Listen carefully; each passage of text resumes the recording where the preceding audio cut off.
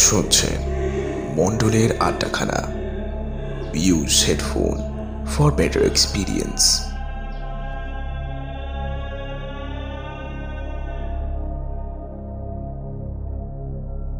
আজকের গল্পটি প্রাপ্তবয়স্কদের জন্য। মেয়েদের সব থেকে পছন্দের জিনিসগুলির মধ্যে একটি হলো গয়না, আর যদি সেটা হয় সোনা তাহলে তো কোনো কথাই নেই। আচ্ছা, কখনো ভেবে দেখেছেন এই সোনার গয়না কেবল অলংকার না হয়ে যদি আপনার রক্ষা কবচ হয়ে দাঁড়ায়? আর বেশি বলা যাবে না, আজ আপনাদের শোনাবো অনুষা ঘোষের কলমে একটি অসাধারণ গল্প, সোনার কাকন। শব্দগ্রহণে রয়েছে জুঁই, অনুষা ও আমি গল্পের সূত্রধার মোনালিসা। শুরু হচ্ছে সোনার কাকন।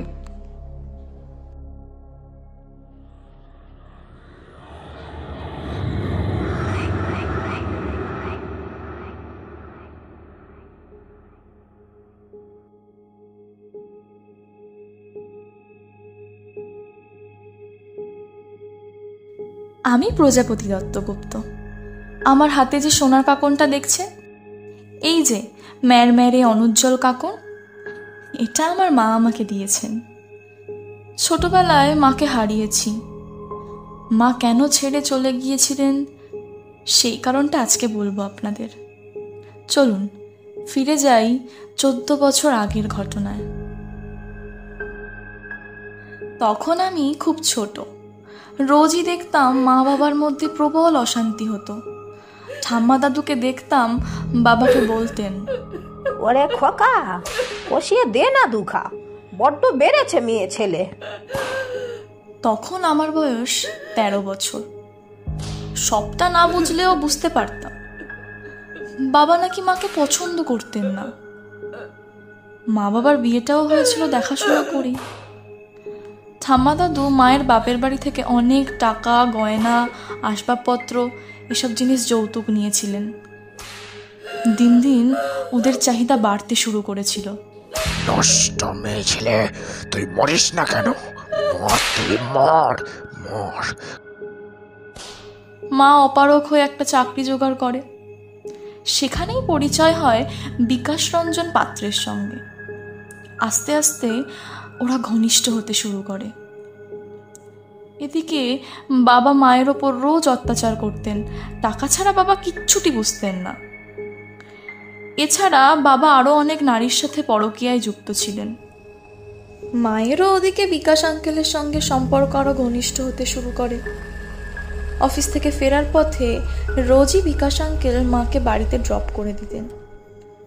বাবারও নজরে আসছিল এসব। আমি পৃথিবীতে আসার আগে মাকে নাকি বাবা আরও অত্যাচার করতেন।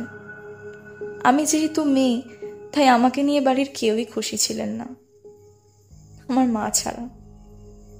মা বলতেন আমি নাকি মায়ের একমাত্র বাঁচার সম্বল ছিলাম। এরপর মা চাকরি পায়। আমি তখন খুব ছোট, এই বছর 4 হব। নানান অত্যাচার সহ্য করে মাকে শ্বশুর বাড়িতে থাকতে হতো। মা চাইলেই আমাকে নিয়ে বেরিয়ে যেতে পারতো, কিন্তু বাবা হুমকি দিয়েছিল, বাড়াবাড়ি করলে আমার জীবন চলে যেতে পারে। মাও তাই আর সাহস পায়নি। তবে বিকাশ আঙ্কেল মাকে আশ্বস্ত করেছিলেন মাকে বিয়ে করে উনি আমার দায়িত্ব নেবেন। তবে কিছুটা সময় চেয়েছিলেন। তার আগেই সবটা শেষ হয়ে যায়। বাড়িতে মায়ের আর বিকাশ আঙ্কেলের সম্পর্ক জানাজানি হওয়ার পর মায়ের ওপর অত্যাচার দ্বিগুণ হয়। মারধর তো ছিলই, সাথে মায়ের পায়ে সিগারেটের ছ্যাঁকা, কানে ছোট ওষুধ ঢুকিয়ে দেওয়া, হাতে গরম ছ্যাঁকা দেওয়া খুন্তি দিয়ে, কাঁচের গ্লাস ভেঙে শরীরের বিভিন্ন স্থানে কেটে দেওয়া। তোর সাহস তো কম নয়, মেরেই ফেলবো তোকে, আজ মেরেই ফেলবো। মায়ের শরীর ভাঙছিল দিন দিন। আমারও কিছু করার ছিল না। ওরা মাকে 2 দিন পর পর খেতে দিত, আমার সাথে দেখা করতে দিত না, আমাকেও মারধর করতো। তারপর মায়ের ধৈর্যের বাঁধ ভাঙে। মা আত্মহত্যা করেন। তার কিছুদিন পরই বাবা নতুন বিয়ে করেন। আমার জায়গা হয় রাস্তায়। তারপরই বিকাশ আঙ্কেল রাস্তা থেকে তুলে নিজের মেয়ের মতো আমাকে মানুষ করেন। পরে শুনেছিলাম বাবার দ্বিতীয় স্ত্রী নাকি মারা গিয়েছিলেন। কিভাবে মারা যান তা অস্পষ্ট। তার কিছুদিন পর জানলাম বাবার অ্যাক্সিডেন্ট হয়েছিল। উনি নাকি মানসিক ভারসাম্য হারান। ঠাম্মা দাদুর খবর পাইনি কোনো।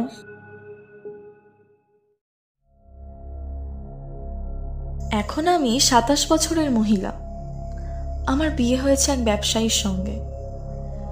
মায়ের মতো দশা না হলেও আমার অবস্থা আমার শ্বশুরবাড়িতে খুব একটা ভালো নয়। আমার স্বামী প্রতিনিয়ত মারধর না করলেও মাঝে মধ্যে আমার গায়ে হাত তোলেন। তবে সেদিন একটা চমৎকার হয়েছে। আমার স্বামী তথাগত যখন আমাকে মারতে উদ্যত হয় তখন আমার হাতে যেন প্রবল শক্তি এসে ভিড় করেছিল। সেদিন খুব জোরে কষিয়ে চড় মেরেছিলাম। লাথি, কিল, চড়, এলো পাথারি মেরেছিলাম তথাগতকে। তারপর থেকে ও আমার অন্য রূপ দেখেছে।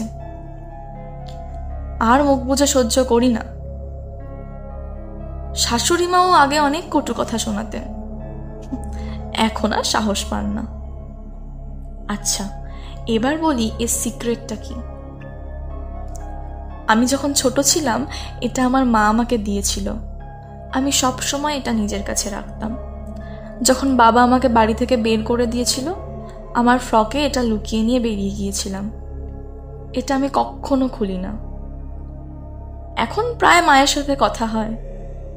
মা, আমার মা, হ্যাঁ মা আসেন আমার কাছে। মাকে প্রশ্ন করেছিলাম, এতদিন আসনি কেন মা? মা বলেছিল, তোর বাবা যেদিন তোকে বার করে দিয়েছিল আমি জানতাম বিকাশ তোকে ঠিকই নিয়ে যাবে। তোর বাবার পাপের শাস্তি আমি তাকে দিয়েছি, বেঁচে থাকতে যেটা আমি করতে পারিনি। কিন্তু মা, তুই কেন মুখ বুঝে মার খাস?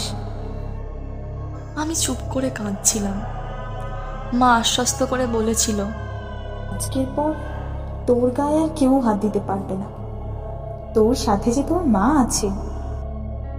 তারপর থেকে মা রোজ আসেন আমার কাছে।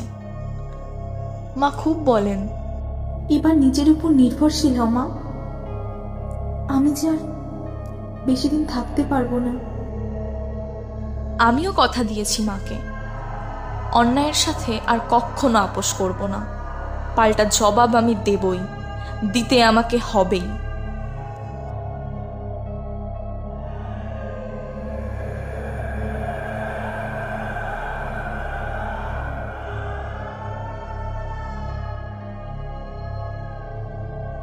শুনছিলেন সোনার কাকন। আশা করি গল্পটি ভালো লেগেছে। আজ গল্পের পরিচালনায় সায়ন, কথক জুঁই, মায়ের চরিত্রে অনুষা, ঠাম্মা ও গল্পের সূত্রধার আমি মোনালিসা। আমাদের চ্যানেলটিকে সাবস্ক্রাইব করতে ভুলবেন না। দেখা হচ্ছে পরের গল্পে।